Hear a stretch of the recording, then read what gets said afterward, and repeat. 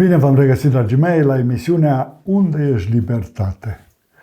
Dacă în episodul trecut am încercat să definim câteva trăsături caracteristice ale unui regim excesiv de autoritar sau tiranic, azi vom încerca să descifrăm alte taine ale acestei forme de guvernământ.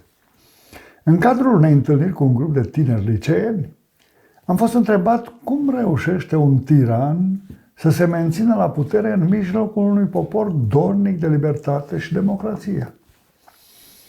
Dragii mei, liderul orbit de putere uneltește împotriva opozanților și instituțiilor care apără statul de drept, reușește să controleze justiția, serviciile, instituțiile de forță, apreciază oamenii nu după calitățile morale și profesionale, ci după atitudinea slugarnică de care dau dovadă și câștigul pe care l-ar putea avea din serviciile lor.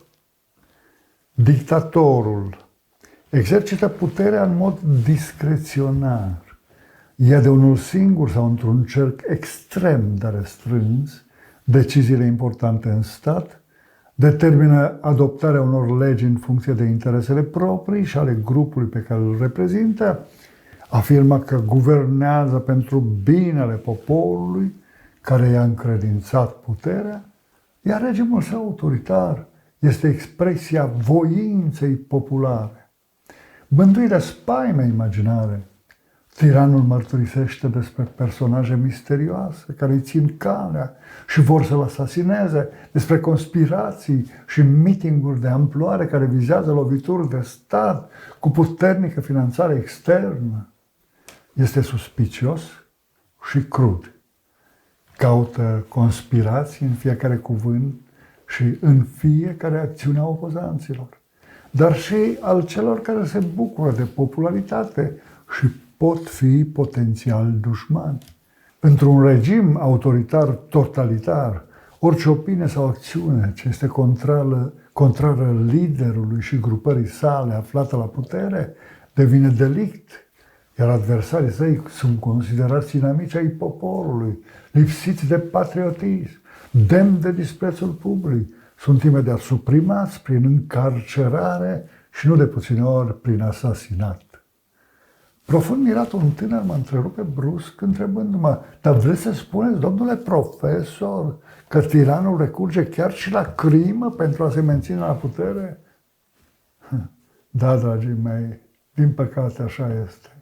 Adesea dictatorul devine un criminal, suprimând fără milă viețile oponenților săi.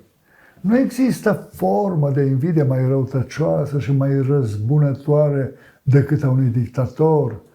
A unui dictator care își simte poziția amenințată de succesul răsunător al unui posibil succesor. El este un vânător iscusit de oameni liberi care au verticalitate, care sunt onești și plini de virtuți, care se opun regimului său politic. După ce Periandros a ajuns la putere în Corint, în anul 627 înainte de Hristos, a trimis un sol la Trasibulos din Milet să-l întrebe cum poate să-și conserve cel mai bine autoritatea în fruntea statului pentru a rămâne la putere. Trasibulos l-a condus pe sol în afara orașului, într-un lan de grâu și fără să spună nimic, a smuls spicele care stăteau cel mai frumos și mai tare deasupra celorlalte, dându-i de înțeles că trebuie să-i reducă la tăcere pe liderii opoziției. După aceea, solul a fost lăsat să plece.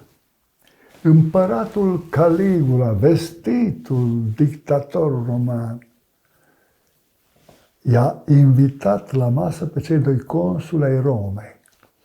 La un moment dat, împăratul a izbucnit pe neașteptate în hohote de râs, iar veselia s-a transmis imediat pe fețele celor doi musafiri.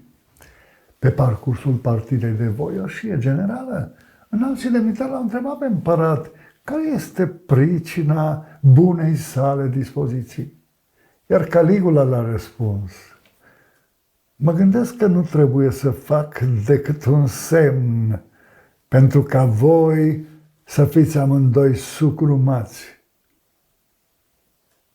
Înțelegem că afirmația rostită pe un ton glumesc de către împăratul Caligula era o formă de a atenționa la modul cel mai serios pe cei doi consuli, că sunt conducători doar cu numele, că sunt neputincioși în fața puterii sale discreționare. Descifrarea tainelor tiraniei ca formă de guvernământ stârnea tot mai mult interes printre tinerii cu care dialogam. Așa că mi s-a părut normal să fiu întrebat cum se explică forța excesivă a tiranului. Dragii mei, dictatura ca forma excesului de autoritate se bazează pe viclenie, pe planuri ascunse, pe ură, resentimente, răzbunări și suferință. Puterea dictatorului stă de fapt în folosirea instituțiilor de forță pentru apărarea intereselor sale, în slăbiciunea și frica celor mulți care tremură pentru viețile lor și pentru grija zilei de mâine. Sistemele politice totalitare care promovează cultul personalității transformă masele populare în mase de manevră ale mai marilor zilei și pedepsesc atitudinea critică a opozanților ca delict de opinie. Priviți peste gard în unele țări cu regim autoritar excesiv, care există în zilele noastre. Să vedeți cum adversarii politici sunt considerați dușmani ai poporului. Apoi numele democrației sunt reduși la tăcere prin intimidare, arestare, încarcerare, otrăvire și alte forme de violență.